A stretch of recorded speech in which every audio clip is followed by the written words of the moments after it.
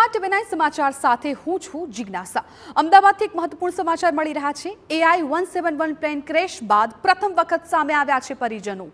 પીડિત પરિવારોની નિષ્પક્ષ તપાસની માંગ। દુર્ઘટનામાં 3 થી વધુ પરિજન ગુમાવનાર તૃપ્તિ સોનીએ ટીવી9 સાથે કરી ખાસ વાતચીત। નિષ્પક્ષ તપાસ થાય તેવી પ્રયાસ તેવો પરિજન દ્વારા કહેવામાં આવ્યું છે। ડ્રીમ લાઇનરના પ્રોડક્ટ અને ડિઝાઇનમાં ખામી હોઈ શકે છે। સમગ્ર ઘટના પ્રોડક્ટ લાયબિલિટીની છે। જ્યાં આ પ્રોડક્ટ બને ત્યાં જ કેસ ચાલે તો ન્યાય મળવાની શક્યતા વધુ હોય છે તેવું પરિવારજન તૃપ્તિ સોનીનું કહેવું છે। ભારત કરતાં અમેરિકામાં પ્રોડક્ટ લાયબિલિટીના કાયદા વધુ મજબૂત છે। પીડિત તૃપ્તિ સોનીએ સરકાર અને એજન્સીઓ પર લગાવ્યા ગંભીર આક્ષેપ।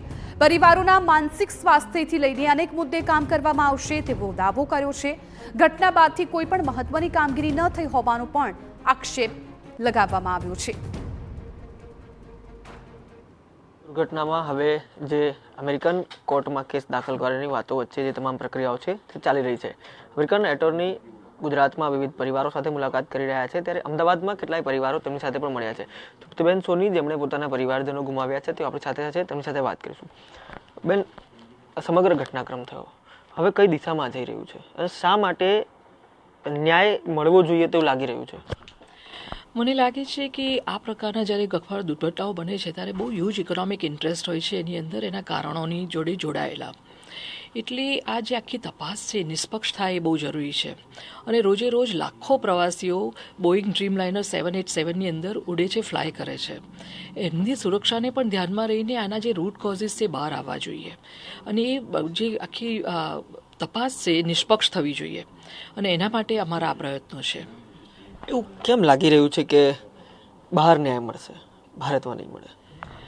મને એવું લાગે છે કે આ જે પ્લેન છે બોઈંગ 787 ડ્રીમ લાઇનર, અને એની પ્રોડક્ટમાં પણ ખામી હોઈ શકે છે, એની ડિઝાઇનમાં પણ ખામી હોઈ શકે છે અને આ પ્રોડક્ટ લાયબિલિટી કેસ બની શકે છે। અને પ્રોડક્ટ લાયબિલિટી કેસની અંદર પ્રોડક્ટ જ્યાં મેન્યુફેક્ચર થાય છે અમેરિકામાં, ત્યાં આગળ આ કેસ કરીએ તો એનો વધારે ફાયદો થઈ શકે એમ છે ને। પ્લસ અમેરિકાના કાયદાઓ પ્રોડક્ટ લાયબિલિટી માટે આપણા દેશ કરતાં વધુ સ્ટ્રિક્ટ છે, એટલે એક કેસ ત્યાં આગળ કરવા વિચાર્યું છે। પરંતુ એના પહેલાં આ કામ કેમ બન્યું આ ઘટના એના માટે એના તહેકીકાત કરવા માટે એની તપાસ થવી જરૂરી છે ને એના માટે જે ફ્લાઇટ ડેટા રેકોર્ડ છે આખો અને જે કોકપિટ વોઇસ રેકોર્ડર છે એની નિષ્પક્ષ તપાસ, ઇન્ડિપેન્ડન્ટ તપાસ થવા માટે એ વિક્ટિમ ફેમિલીઝને પણ મળી શકે એવી અમારી ઈચ્છા છે। વિક્ટિમ ફેમિલીમાંથી આપ આવો છો, હવે પરિવારજનો ગુમાવ્યા છે। ભારત સરકાર, ભારતીય એજન્સીઓ તરફથી અત્યાર સુધી કયા પ્રકારની કાર્યવાહી છે, આપનો સંપર્ક છે કે ગમે તે રીતે એ ચાહે કમ્પન્સેશનની વાત હોય કે પછી મેન્ટલ હેલ્થની વાત હોય, ટાટા તરફથી પણ એ વાત કહેવામાં આવી છે કે માનસિક સ્વાસ્થ્યથી લઈને અનેક કામગીરી કરવામાં આવશે। અત્યાર સુધી સરકાર તરફથી શું કામગીરી કરવામાં આવી?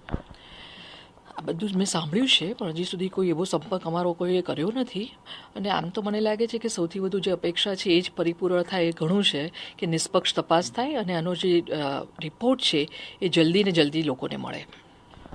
ધન્યવાદ ટીવી સાથે વાતચીત કરવા બદલ। તો જે પરિવારો છે તે ન્યાયની આશા લઈને બેઠા છે અને ન્યાય ક્યાંય પણ મળે તે આશા રાખી રહ્યા છે।